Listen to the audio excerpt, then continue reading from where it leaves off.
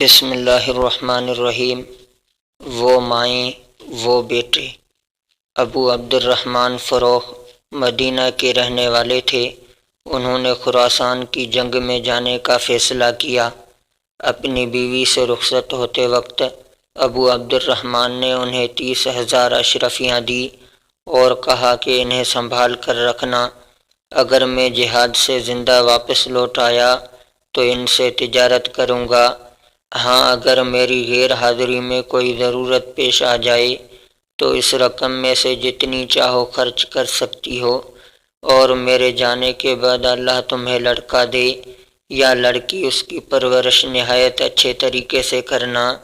یہ کہہ کر انہوں نے بیوی کو خدا حافظ کہا اور دمشق جا کر اسلامی لشکر میں شامل ہو گئے۔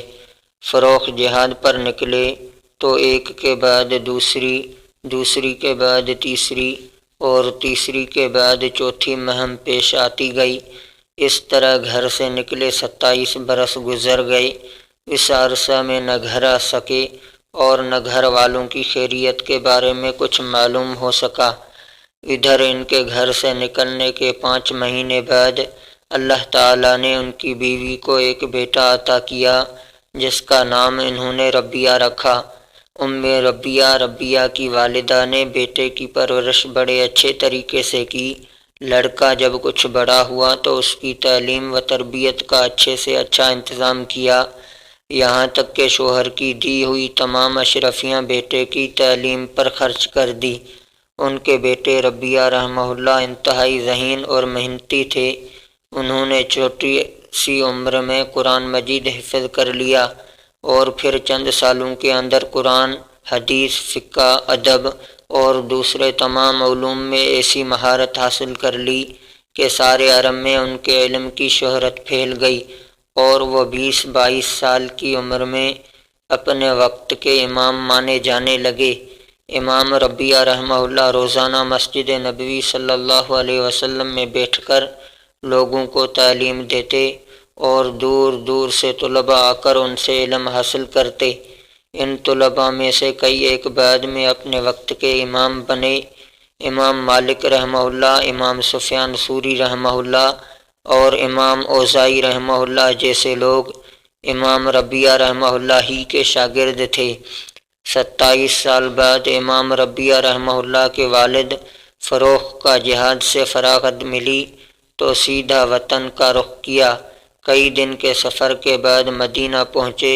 گھوڑے پر سوار تھے، تلوار کمر سے بندھی ہوئی تھی اور ایک لمبا سا نیزہ ہاتھ میں تھا۔ گھر کے دروازے پر پہنچے، نیزے کی نوک سے دروازہ کھٹکھٹایا۔ امام ربیہ رحمہ اللہ دروازہ کھول کر باہر آئے۔ باپ بیٹا ایک دوسرے کو جانتے نہ تھے۔ فروخ نے گھر کے اندر داخل ہونا چاہا۔ امام ربیہ رحمہ اللہ نے انہیں روکا اور کہا، اے شخص، تم میرے مکان میں اجازت کے بغیر کیوں داخل ہو رہے ہو؟ اے خدا کے دشمن، یہ میرا اپنا گھر ہے، تو اس میں کیوں گھسا ہوا ہے؟ فروخ نے جواب دیا۔ جواب میں امام ربیہ رحمہ اللہ نے بھی سخت بات کہی۔ بات بڑھ گئی، شور سن کر کئی ہمسائے بھی جمع ہو گئے۔ ربیہ رحمہ اللہ فروخ سے کہہ رہے تھے، خدا کی قسم، میں تجھے وقت کے حاکم کے پاس لے جائے بغیر نہ چھوڑوں گا۔ فروخ بھی اسی قسم کی باتیں کر رہے تھے۔ کسی نے امام مالک رحمہ اللہ کو اس جھگڑے کی اطلاع دی۔ استاد کا معاملہ تھا۔ امام مالک رحمہ اللہ فوراً وہاں آ گئے اور نرم لہجے میں فروخ سے کہا، میں آپ زبردستی کسی دوسرے کے مکان میں کیوں گھسنا چاہتے ہیں؟ آپ کسی دوسری جگہ کیوں نہیں ٹھہر جاتے؟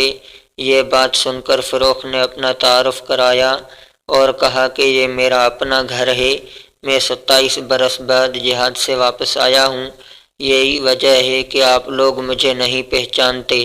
اسی اثنا میں ام ربیہ کے کانوں میں شوہر کی آواز پڑی۔ دروازے کے سوراخ میں سے باہر جھانکا تو شوہر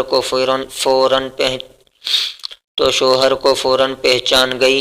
امام ربیہ رحمہ اللہ اور فروخ دونوں کو اندر بلوایا۔ امام ربیہ رحمہ اللہ کو بتایا کہ یہ تمہارے والد ہیں، اور فروخ کو بتایا کہ یہ نوجوان آپ کا بیٹا ہے۔ جو آپ کے جہاد پر جانے کے بعد پیدا ہوا تھا۔ دونوں باپ بیٹا گلے لگ کر خوب روئے۔ فروخ نے کھانا کھایا، کچھ دیر آرام کیا، اس کے بعد بیوی سے اپنی دی ہوئی رقم کے بارے میں پوچھا۔ بیوی نے جواب دیا، اطمینان رکھیے، ساری رقم محفوظ ہے۔ اتنے میں نماز کا وقت ہو گیا۔ امام ربیعہ رحمہ اللہ نماز پڑھنے کے لیے مسجد میں چلے گئے۔ تھوڑی دیر بعد بیوی نے شوہر سے کہا، آپ بھی نماز پڑھ آئیں۔ فروخ نماز پڑھنے مسجد نبوی صلی اللہ علیہ وسلم میں پہنچے تو دیکھا کہ ساری مسجد لوگوں سے بھری ہوئی ہے۔ ان کے درمیان ایک صاحب بڑی شان سے بیٹھے ہوئے ہیں۔ تمام لوگ ادب اور احترام سے سر جھکائے ان صاحب کے درس سن رہے ہیں۔ درس دینے والے نے اونچی ٹوپی پہن رکھی تھی، اس لیے فروخ دور سے انہیں نہ پہچان سکے۔ کسی سے پوچھا، یہ بزرگ کون ہیں؟ اس نے حیران ہو کر کہا، آپ انہیں نہیں جانتے؟ یہ ابو عبد الرحمن فروخ کے بیٹے امام ربیعہ رحمہ اللہ ہیں۔ فروخ نے یہ الفاظ سنے تو خوشی کے مارے آنکھوں میں آنسو نکل آئے اور ان کے منہ سے نکلا، اللہ کا لاکھ لاکھ شکر ہے کہ اس نے میرے بیٹے کا درجہ اتنا بلند کیا۔ خوشی خوشی گھر آئے، بیوی کو بتایا کہ آج جو عزت انہوں نے اپنے بیٹے کی دیکھی ہے، اس سے پہلے کسی بڑے سے بڑے آدمی کو نہیں دیکھی، بڑے سے بڑے آدمی کی نہیں دیکھی۔ شوہر کے جذبات دیکھ کر بیوی نے پوچھا، آپ کو بیٹے کی یہ عزت اور شان پسند ہے یا 27,000 اشرفیاں؟ فروخ نے جواب دیا، اس عزت اور شان کے سامنے 30,000 اشرفیوں کی کوئی حیثیت نہیں۔ بیوی نے کہا، تو پھر سن لیں، میں نے 30,000 اشرفیاں اس کی تعلیم پر خرچ کر دی۔ فروخ نے کہا، خدا کی قسم، ان اشرفیوں کا اس سے زیادہ اچھا استعمال اور کوئی نہیں ہو سکتا تھا۔ تم نے بہت اچھا کیا، میرے بیٹے کو ایسے خزانے کا مالک بنا دیا جو کبھی ختم ہو ہی نہیں سکتا۔